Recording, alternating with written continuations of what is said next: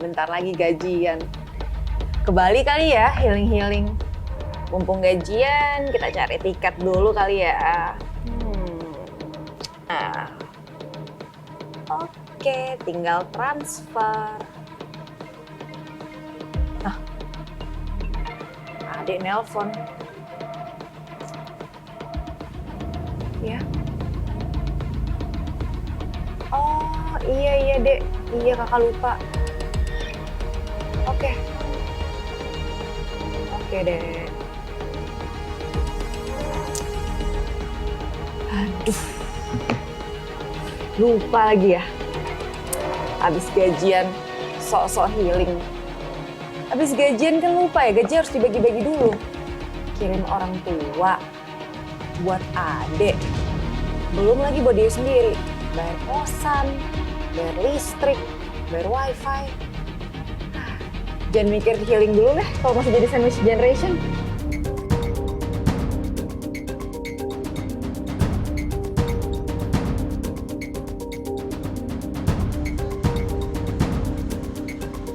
Ayo, siapa nih yang pernah berada di posisi yang sama?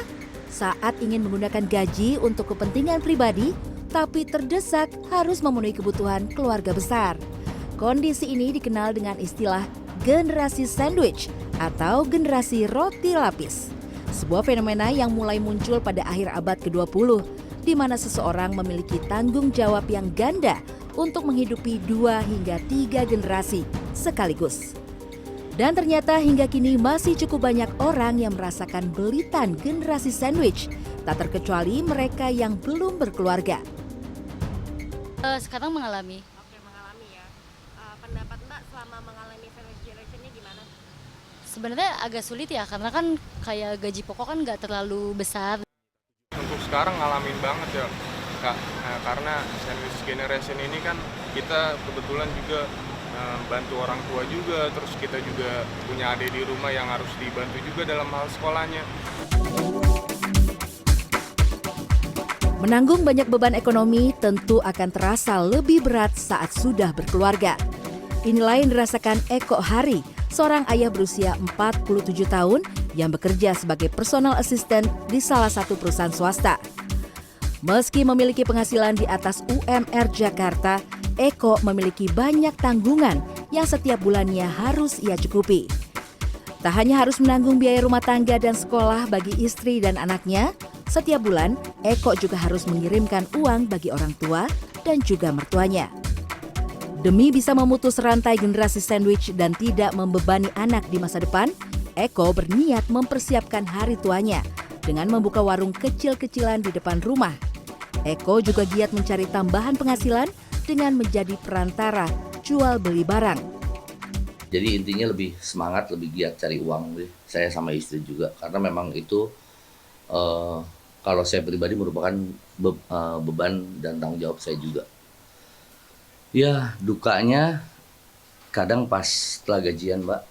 Setelah gajian itu udah harus bener-bener nata banget keuangan, yang harus biaya untuk orang tua, support orang tua, terus buat anak sekolah, buat kontrakan, sama listrik segala, terus sama mertua. Itu aja sih dukanya. Ya, saya tapi percaya sih, tetap optimis dan bersyukurlah istilahnya ngejalanin ini. Kalau saya yakin ini sementara aja kok.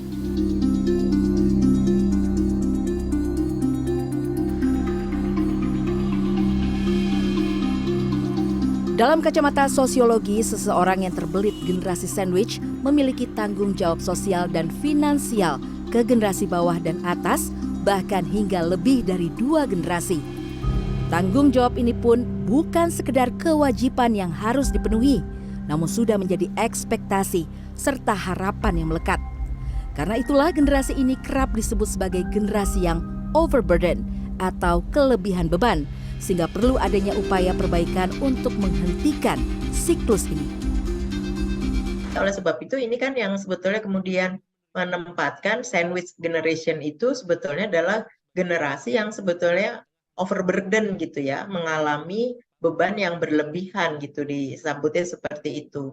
Nah, oleh sebab itu ada yang menyarankan kenapa tidak gitu ya, ada upaya-upaya untuk bagaimana mengurangi ketergantungan, ya. Dependensi itu kan ketergantungan dari generasi yang di atas maupun generasi yang di bawahnya gitu, lapisan di atas maupun lapisan di bawahnya, sehingga memungkinkan generasi yang tengah ini mampu mengembangkan diri begitu. Itu yang sebetulnya disebut, mungkin istilahnya ada satu penulis ya itu menyebutnya sebagai open sandwich gitu. Artinya ya nggak harus otomatis begitu ya, apa namanya, kita bertanggung jawab terhadap pemenuhan kebutuhan dari lapis-lapis di atas kita atau yang lapis-lapis generasi lapis di bawah kita misalnya. Financial planner Budi Raharjo juga sependapat dengan Ida. Penyebab utama fenomena generasi sandwich adalah karena kurangnya pemahaman pentingnya pengelolaan keuangan dan perencanaan masa depan, termasuk perencanaan dana pensiun.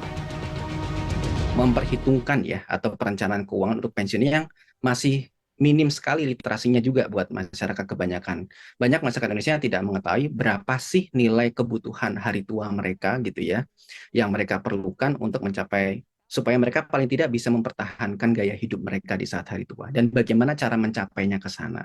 Nah, karena mereka sudah sibuk dengan kesibukannya saat ini, dan juga adalah banyak juga yang masih merasa oke, yang paling penting adalah kehidupan buat anak saya. Mereka begitu mendekati usia pensiun, baru terpikir bagaimana persiapan pensiun saya. Gitu.